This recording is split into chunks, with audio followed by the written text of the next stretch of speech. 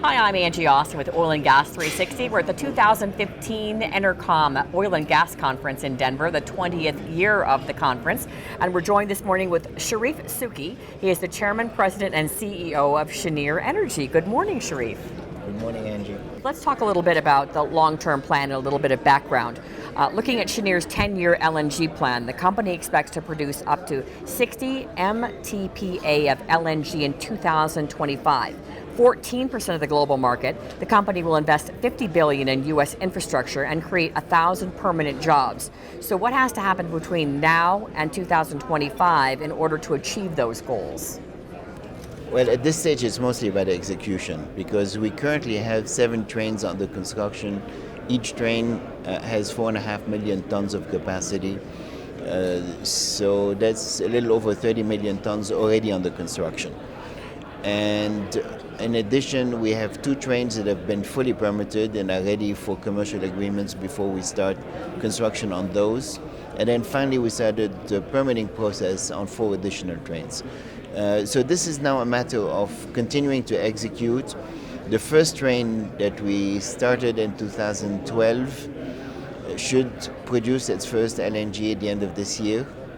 And then the trains will keep coming every 6 months approximately.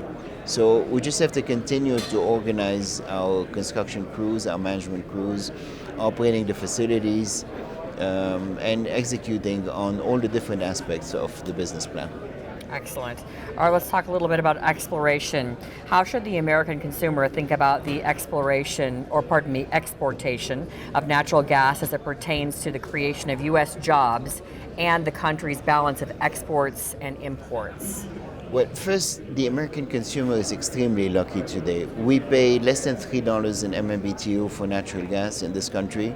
In Europe currently, even with the crisis and oil prices coming down, the price is about $6.50 in MMBTU, and in Asia it's over $8 in MMBTU. So the American consumer is already privileged. What has happened over the last 5 years is that first America has become, and I'm talking about the United States, not just North America, the largest producer of natural gas in the world, passing Russia a couple of years ago.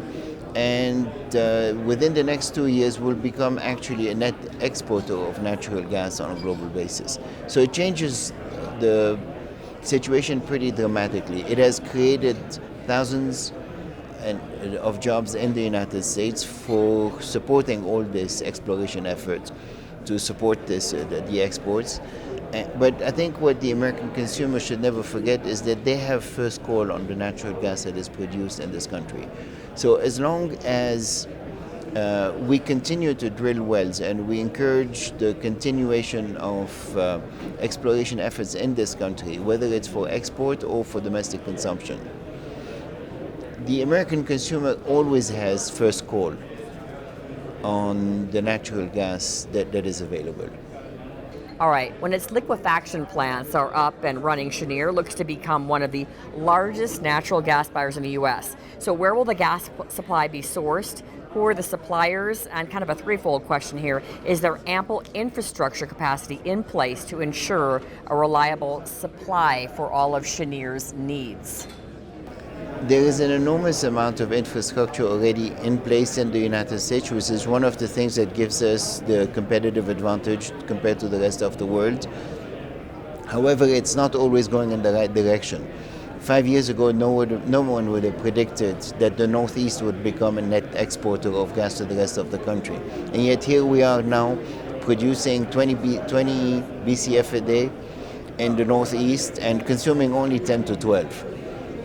So all of a sudden we've had to reverse pipelines and send gas from the Northeast down to the Gulf Coast and straining the ability of the market to absorb all this gas that has been produced.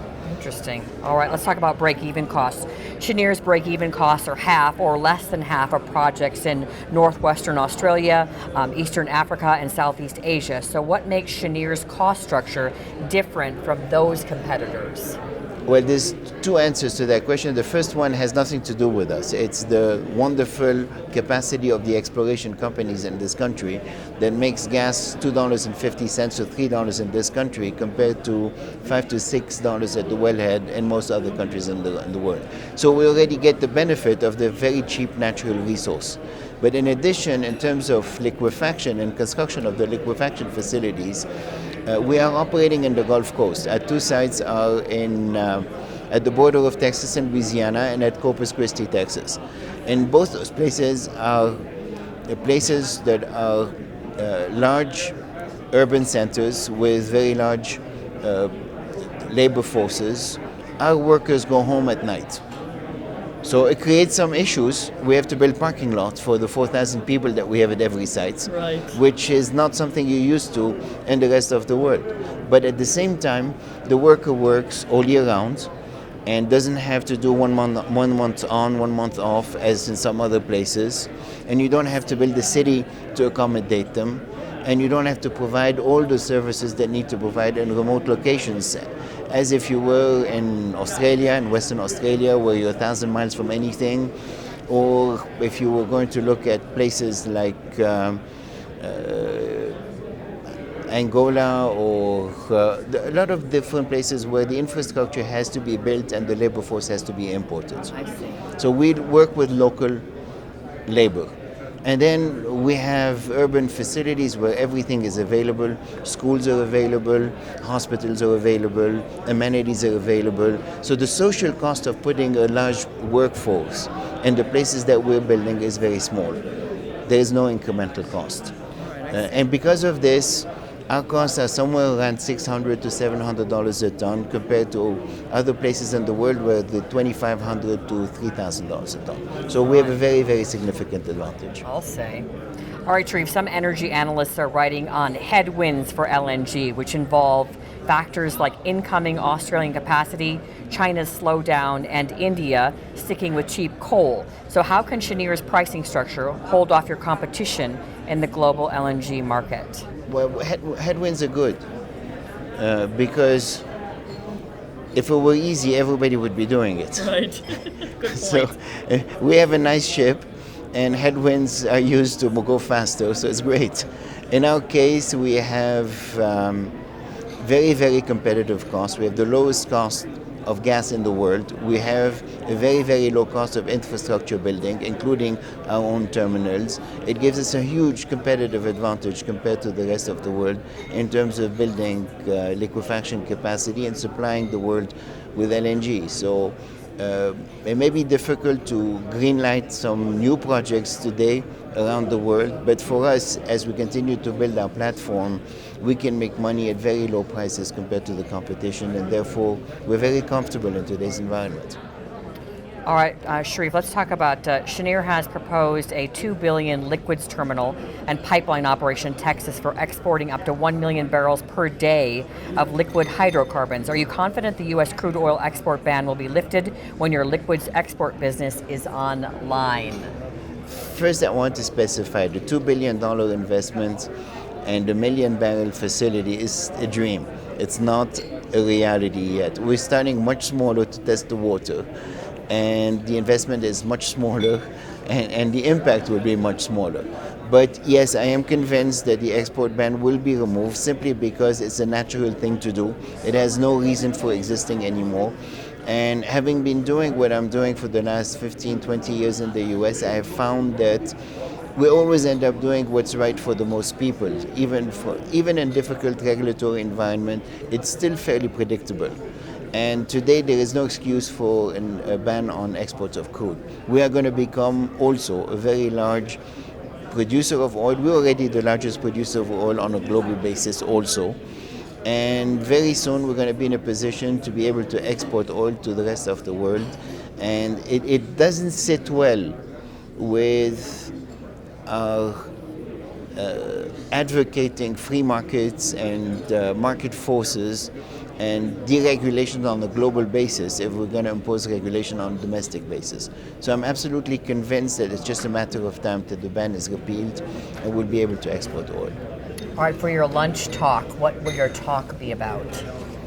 It'll be about Cheniere because that's what they asked me to talk about. Which is a great topic for you. I'm sure you enjoy talking about it. You obviously are very enthusiastic about what you do. Listen, Angie, if you had to talk about your company every day of the year, several times a day, maybe it wouldn't be so enjoyable. But you're right, it's an interesting topic, especially because we have a pretty important role, both on a domestic basis and on a global basis, because we are changing the way the global natural gas markets are going to function. You do So have an important role. it is fun. So you talk a lot about this, so obviously that's why you're so well versed. You didn't really need to look over these questions, did you? I could have just asked them. Yeah. All right, Charif, Souki, thank you so much for the interview. I'm Angie Austin with Oil and Gas 360 at the 2015 EnerCom Oil and Gas Conference here in Denver.